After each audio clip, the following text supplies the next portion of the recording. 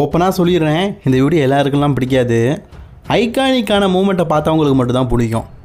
Actually ராண்டி ஆர்டனுக்கும் ஜான்சனாக்கும் இந்த வருஷம் பேக்லாஸில் நடக்குது அப்படின்னு தெரிஞ்ச உடனே நிறைய ஃபேன்ஸ் வந்து ஓகே ஃபஸ்ட் டைம் நம்ம பார்க்க போகிறோம், இப்படி ஒரு மூமெண்ட் யூடியூப்பில் பார்த்துருக்குறோம், ஓல்டு மூமெண்ட் அப்படிங்கிற மாதிரி சொல்கிறாங்க. ஏன்னா ரெஸ்லிங்கை பொறுத்த வரைக்கும் ஜான்சன் வர்சஸ் ராண்டி ஆர்டன் மேட்ச் நடந்தே 6-7 வருஷம் ஆச்சே. 7 வருஷம் ஆச்சா? மேலே தான் ஆச்சு இல்லை? சரி வைங்களேன். இப்போது அவங்களுக்கு வந்து இப்போது நான் ரெஸ்லிங்கை பார்க்குறேன்னா சில பேர் சொல்லுவாங்க 4 வருஷம் பார்க்க, 5 வருஷம் பார்க்கேன், 6 வருஷம் பார்க்கேன், 7 வருஷம் பார்க்கேன். அவங்களுக்கு எப்படி ஜான்சனா வர்சஸ் ராண்டி ஆர்டன் மேட்சை பற்றி தெரியும்? யூடியூப்பில் பார்க்கறத தவிர்த்து நம்மலாம் அந்த டைமில் பார்த்திங்கன்னா டிவியில் பார்த்துட்டு இருப்போம். ஐகானிக் மூமெண்ட்னா ஐகானிக் மூமெண்ட், அப்படிப்பட்ட ஐகானிக் மூமெண்ட், அதெல்லாம் சில்லறையசை தரப்படுற மூமெண்ட். இப்போது நான் இந்த டாப்பிக்கில் எதை பற்றி பார்க்க போகிறேன்னா, ஜான்சனா வர்சஸ் ராண்டி ஆர்டன் மேட்ச்சில் ராண்டி ஆர்டன் எதுக்காக ஜெயிக்கணும் அண்ட் ஜான்சனா வந்து அடிதாங்கியாட்டு இருக்கிறாரு.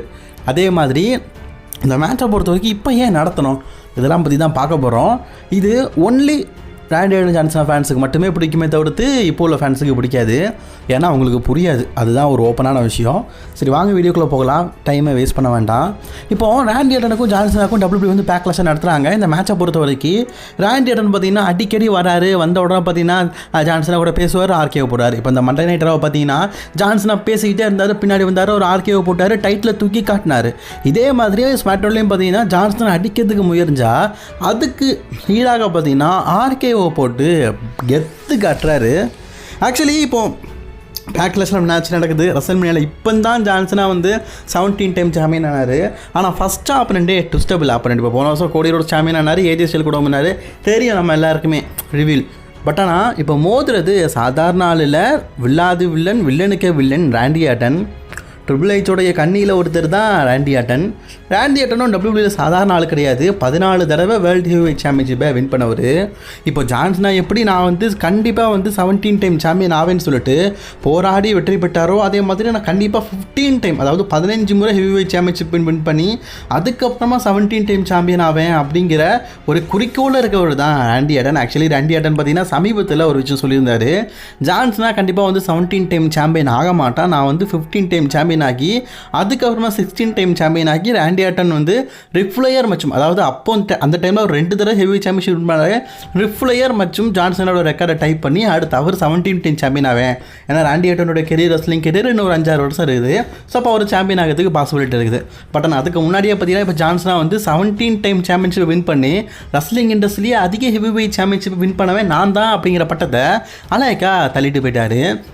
இப்போ ராண்டி ஆர்டன்ட்ட ப்ரொமோ பேசும்போது கூட ஜான்சன் என்ன சொல்லியிருப்பாருன்னா, நீ என்னை வீழ்த்தி சாம்பியன் ஆனால் கூட நீ 15 டைம் சாம்பியன் தான், நீ 17 டைம் சாம்பியன் இல்லைன்னு சொல்லியிருப்பாரு. ஸோ இப்போ ராண்டி ஆர்டனுக்கு வெற்றி அப்படிங்கிறது அவசியமாக இருக்குது. அதாவது ஜான்சனா வந்து இந்த மேட்ச்சில் தோற்றதுக்கு அப்புறமா அகெயின் ராண்டி ஆர்டன்கிட்ட மோதி அந்த மேட்ச்சில் அகெயின் ஜான்சனா சாம்பியன் ஆனால் கூட 18 டைம் சாம்பியன் அப்படிங்கிற ரெக்கார்டு அதிகரிக்க தான் செய்யும். பட் ஆனால் ராண்டி ஆர்டன் தோத்தாருன்னா அவர் 15 டைம் சாம்பியன் ஆக முடியாது.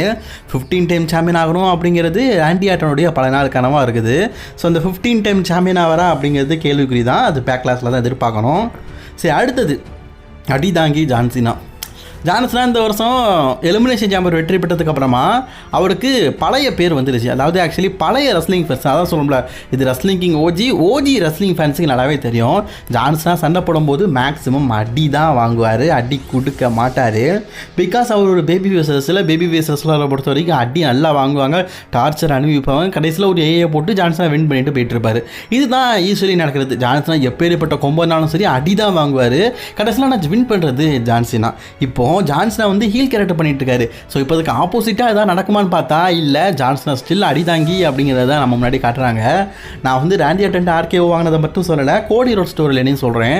கோடி ரோட் ஸ்டோர்லேயும் ஜான்சனா அடி தான் வாங்கினார், இப்போவும் அடி தான் வாங்கினார், இதுக்கப்புறமும் அடி தான் வாங்க போகிறாரு. ஸோ ஜான்சனாவை முழுக்க பார்த்தீங்கன்னா பழைய அடிதாங்கியாட்டு காட்டுறாங்க. அதுக்கு காரணம் என்னன்னு கேட்டிங்கன்னா, இப்போ ஜான்சனாக்கும் ராண்டி ஆர்டனுக்கும் மேட்ச் நடக்கும்போது மேக்ஸிமம் ஃபேன்ஸ் வந்து ராண்டி ஆர்டன் 15 டைம் சாம்பியன் ஆகிற போகிறது கிடையாது, இப்போ தான் ஜான்சனா சாம்பியன் இருக்காரு, ஸோ ஜான்சன் தான் வின் பண்ண போறாரு அப்படின்னு சொல்லிட்டு இருக்காங்க. ஸோ ராண்டி ஆர்டன் மத்தியில் ஃபேன்ஸ் மத்தியில் ஒரு ஹைப் இருக்கணும், ராண்டி ஆர்டனும் வெற்றி பெறுவார் அப்படிங்கிற நம்பிக்கை இருக்கணும் அப்படின்னு தெரியப்படுறதுக்காக தான் இப்போ ராண்டியை இவ்வளோ ஹைப்பாக காட்டுறாங்க. அண்ட் மூணாவது விஷயம், இதுதான் ஒரு முக்கியமான விஷயம், iconic moment.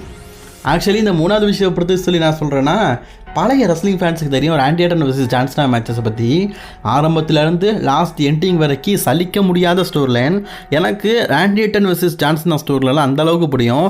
And Randy Ardern பார்த்தீங்கன்னா அண்டர் அளவுக்கு ஜான் சீனாவை டார்ச்சர் படுத்திருக்காரு இதுக்கு முன்னாடி. கடைசியாக கூட பார்த்தீங்கன்னா ஜான் சீனாவில் இருக்கிற ஹெவி வெயிட் சாம்பியன்ஷிப்லாம் பிடுங்கி டிஎல்சியில் மூவ்மெண்ட் பண்ணி அதுக்கப்புறமா சாம்பியன் ஆகி அதுக்கப்புறமா ஜான் சீனா கூட ஸ்டோரி லைன் போகி அந்த மூமெண்ட்டெல்லாம் நீங்கள் ஜான் சீனா வர்சஸ் ராண்டி ஆர்டன் நடிச்சிங்கனாலே 1-2 வராது. எனக்கு தெரிஞ்சு ஒரு 10-15 ஜான் சீனா மேட்சஸ் நடந்திருக்கும். அண்ட் மக்களே வீக்லி ஷோவெல்லாம் வச்சு பார்த்தோன்னு வைங்களேன், பல மேட்சஸ் நடந்திருக்குது ஜான் சீனாக்கும் ராண்டி ஆர்டனுக்கும்.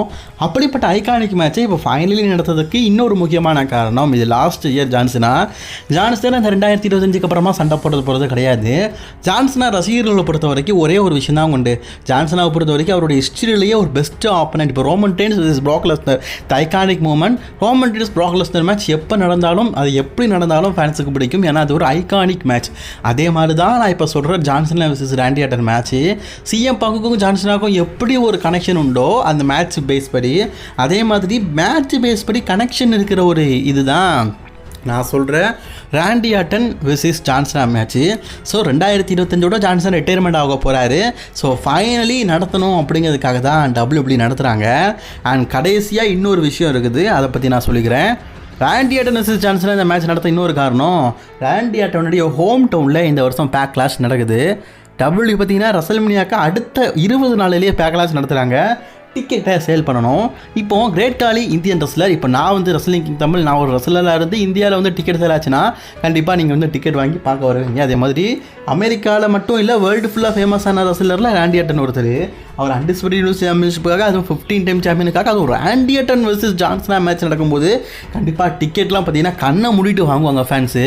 அந்த காரணத்துக்காக தான் WWE பார்த்தீங்கன்னா ஜான் சீனா வர்சஸ் ராண்டி ஆர்டனுக்கு மேட்சை பேக்லாஷில் வச்சுருக்கிறாங்க. சரி, ஃபைனலாக இந்த மேட்ச்சில் யார் தான் வெற்றி பெறுவா அப்படி நீ நினைக்கிற அப்படின்னு கேட்டிங்கன்னா, நான் இப்போ சொன்னதில் ஜான் சீனா வந்து 15 டைம் சாம்பியன் ஆகி அடிதாங்கியாக மாறிட்டார். And Randy Orton 15 time champion ஆகணும் அப்படிங்கிற மாதிரிலாம் ஒரு சில விஷயங்கள் சொன்னாலும் இப்போதைக்கு இருக்கிற நிலைமையை பார்க்கும்போது இந்த மேட்ச் நடந்தாலும் ராண்டி ஆர்டன் வந்து தோக்க தான் வாய்ப்பு இருக்குது. ஜான் சீனா அகெயின் வந்து இந்த மேட்ச்சில் வெற்றி பெற தான் வாய்ப்பு இருக்குது. அதுக்கான காரணம் என்ன, இதுக்கப்புறமா ஜான் சீனா சாம்பியனாக இருந்து சிஎம் பங்கு கூட ஒரு ஸ்டோர் லைனு, அகெயின் கோடி ரோட்ஸ் கூட ஸ்டோர் லைனு, டேமியன் பிரிஸ் கூட ஒரு ஸ்டோர் லைனு, ட்ரூ மார்க்கின்டர் கூட ஸ்டோர் லைனு, ஷேமஸ் கூட ஒரு ஸ்டோர் லைனு, ஈவன் நம்ம எல்லாருக்குமே பிடிச்ச ப்ராக் லெஸ்னர். பட் ஆனால் அவர் வருவாரான்னு தெரில, எதிர்பார்க்கலாம். அண்ட் ட்ரீம் மேட்சான கோல்டுபர்க் வெர்சஸ் ஜான் சீனா இந்த மாதிரி அடுத்தடுத்த ஆப்பனண்ட் பார்த்தீங்கன்னா ஜான் சீனாக காத்துட்டு இருக்கிறாங்க.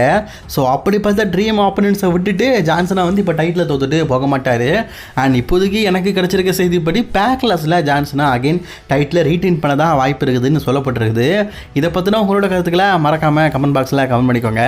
And John Cena versus Randy Orton iconic match அப்படி நீங்கள் நினச்சிங்கன்னா மறக்காமல் லைக் பண்ணிக்கோங்க. ஓஹோ, அந்த கேப்பில் லைக்கை வாங்குறியா அப்படின்னு கேட்டிங்கன்னா, ஆமாம், யூடியூப்பில் நீங்கள் இந்தியனாக இருந்தால் லைக் போடுங்க, பாகிஸ்தான்காரனாக இருந்தால் கமெண்ட் பண்ணுங்கள், அப்படியே சன்னி லியோன் ஃபேனாக இருந்தால் கமெண்ட் பாக்ஸில் ஹார்ட் போடுங்க அப்படிங்கிற மாதிரிலாம் சொல்லும்போது இது எவ்வளோ பெட்டரில்ல.